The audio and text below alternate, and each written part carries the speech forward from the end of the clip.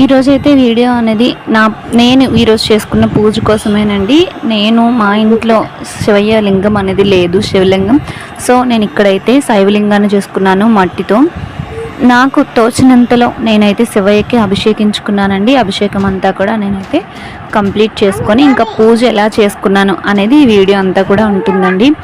ఈరోజు సోమవారం, మాస శివరాత్రి, ఆరుద్ర నక్షత్రం కలిసి వచ్చింది. 100 ఏళ్ల క్రితం వచ్చింది, 10 ఏళ్ల క్రితం వచ్చింది.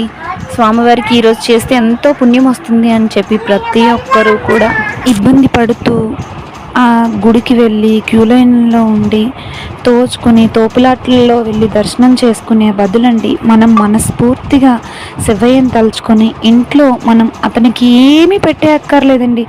మీరు మనస్ఫూర్తిగా మంచినీళ్ళు తీసుకెళ్ళి శివయ్య మీద వేసి అభిషేకం చేస్తే అతనికి అభిషేకం అంటేనే ప్రీతండి. మనం అభిషేకించుకుంటే మనస్ఫూర్తిగా శివయ్య అని పిలిచి తలచి అభిషేకించుకుంటే అతను ఎంతో తరిస్తాడు.